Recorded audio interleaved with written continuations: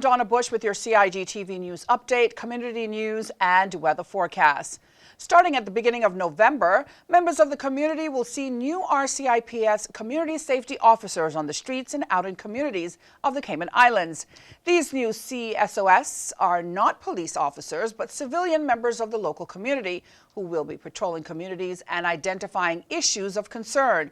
While helping to bridge the gap between the police and the community, 11 of the 12 approved positions have been filled, and the 11 selected CSOSs have recently completed their induction training. They will each be deployed in a specific district where they will work closely with local community members, stakeholders, and partners to problem solve and address local issues. The group we have selected, they have been very, very vibrant. Over the past 2 days in training, there was not a dull moment. Everybody is just raring and eager to get out into the community. To do what? Make a difference. Build a gap between the police and the community. Build partnerships.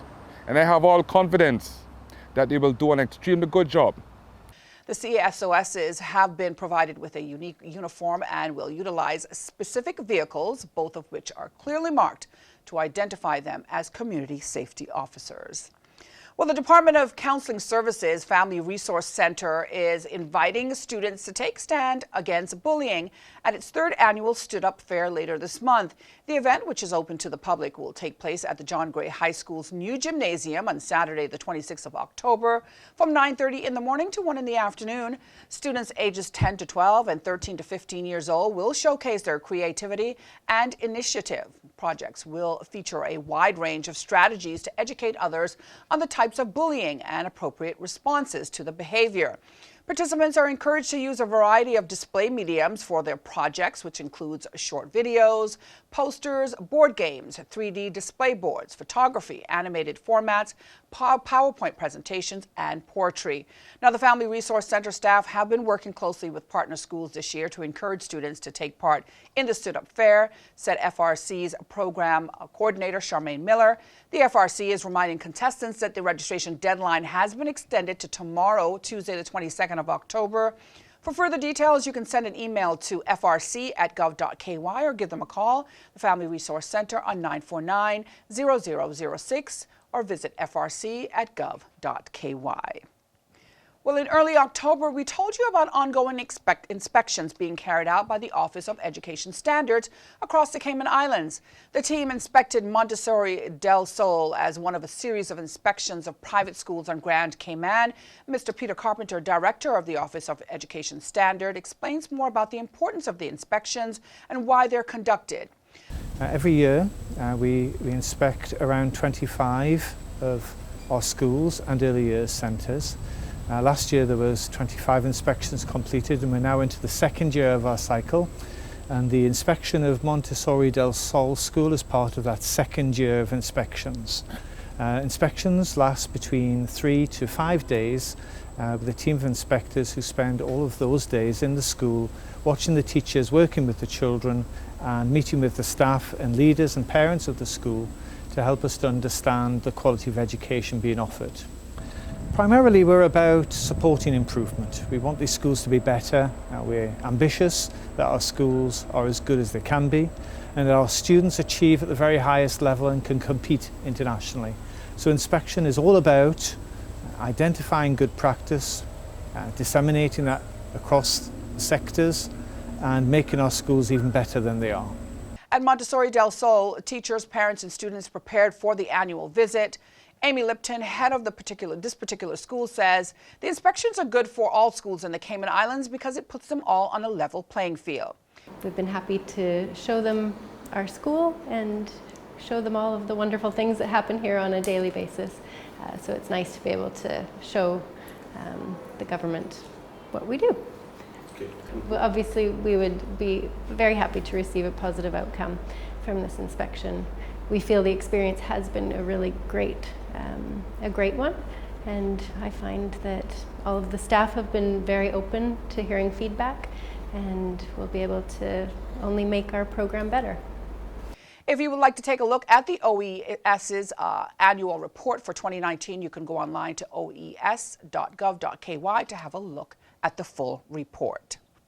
Turning now to stories making news headlines at Radio Cayman. The Cayman Islands Marketing Professionals Association has selected recent graduate of Cayman International School, Maya Thompson, as its first recipient of the 2019 CIMPA Scholarship Award. The $5,000 award scholarship was announced at CIMPA's annual awards gala held recently.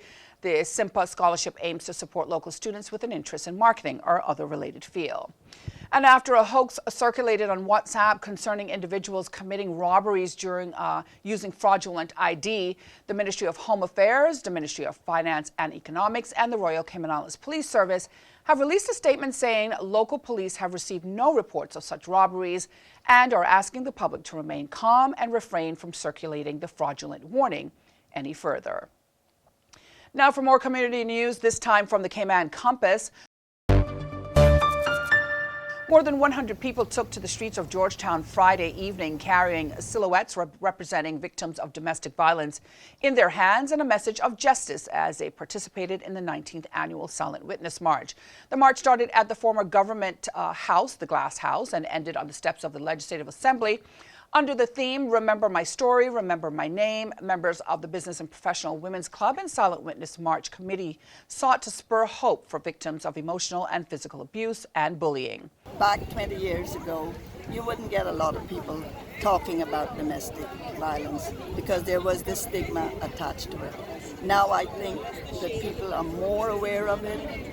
More and more people are coming out and speaking out about it. And that was the whole purpose of starting this walk. And I am certainly happy to see the attention that it has gotten over the years. And I thank everyone involved for their efforts, and we will just keep at it until we can see an end to domestic violence in this island. This is an event where we come together as a community and try and encourage others to get involved in the domestic violence that is occurring on the island, as well as bullying. And we want to encourage people, bystanders, not to keep quiet. You know, if you see something, do something.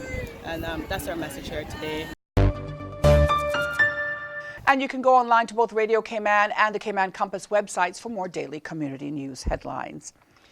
Finally, let's take a look at today's forecast from the Cayman Islands National Weather Service.